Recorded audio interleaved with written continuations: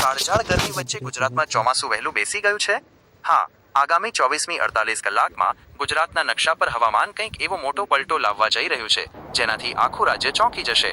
જો તમે પણ આગામી દિવસોમાં ક્યાંય બહાર જવાનું પ્લાનિંગ કરી રહ્યા છો તો આ વિડીયો પૂરો જોજો, કારણ કે ગુજરાતમાં ચોમાસાની ઓફિશિયલ એન્ટ્રી થાય તે પહેલા જ હવામાન વિભાગે સૌથી મોટું એલર્ટ જાહેર કરી દીધું છે. નમસ્કાર દર્શક મિત્રો, ન્યૂઝ અપડેટમાં આપનું સ્વાગત છે અને હું છું તમારી સાથે સંતોષ વસાવા.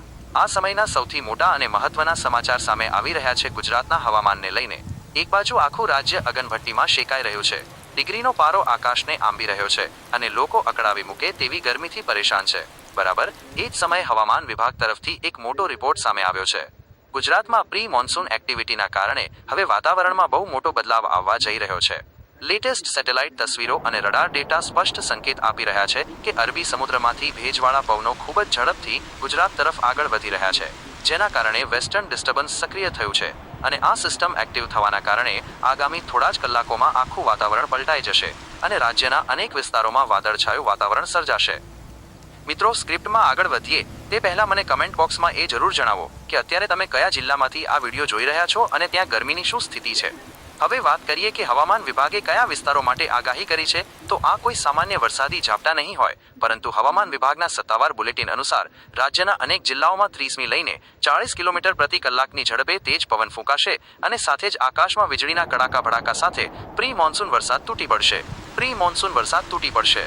જો આપણે જિલ્લા વાઇઝ વાત કરીએ તો સૌથી વધુ અસર દક્ષિણ ગુજરાત અને સૌરાષ્ટ્રના ભાગોમાં જોવા મળી શકે છે, જેમાં સુરત, નવસારી, વલસાડ, ડાંગ અને તાપી જેવા દક્ષિણ ગુજરાતના તમામ જિલ્લાઓમાં હવામાન વિભાગે એલર્ટ જાહેર કર્યું છે, જ્યાં પવન સાથે હળવોથી મધ્યમ વરસાદ પડી શકે છે. તો બીજી તરફ સૌરાષ્ટ્રના દરિયાકાંઠાના વિસ્તારો, ખાસ કરીને અમરેલી, ભાવનગર અને ગીર સોમનાથના પટ્ટામાં પણ વાતાવરણમાં ભારે પલટો આવી શકે છે. એટલું જ નહીં, મધ્ય અને ઉત્તર ગુજરાત પણ આમાંથી બાકાત નથી રહેવાનું, કારણ કે વડોદરા, ભરૂચ, આણંદ, અમદાવાદ અને ગાંધીનગર સહિતના વિસ્તારોમાં પણ બપોર પછી ગમે ત્યારે અચાનક વાદળો ઘેરાય અને વરસાદી ઝાપટા પડે તેવી પ્રબળ શક્યતાઓ દેખાઈ રહી છે. હવે મહત્વની વાત એ છે કે એક તરફ આ વરસાદથી લોકોને અસહ્ય ગરમી અને બફારામાંથી થોડીક રાહત ચોક્કસ મળશે, પરંતુ બીજી તરફ ખુલ્લા ખેતરોમાં અને એપીએમસી માર્કેટ યાર્ડમાં પડેલા પાકને નુકસાન ન થાય તે માટે તંત્ર દ્વારા સાવચેતીના પગલાં લેવા જણાવાયું છે અને ખેડૂતો તેમજ વેપારીઓને અપીલ કરવામાં આવી છે કે તેઓ પોતાનો અનાજનો જથ્થો સુરક્ષિત જગ્યાએ ખસેડી લે. આ સાથે જ હવામાન વિભાગે સામાન્ય નાગરિકોને પણ વિનંતી કરી છે કે જ્યારે આકાશમાં વીજળીના ગડગડાટ થતા હોય ત્યારે મોટા ઝાડ નીચે કે વીજળીના થાંભલા નજીક ઊભા રહેવાનું ટાળવું જોઈએ.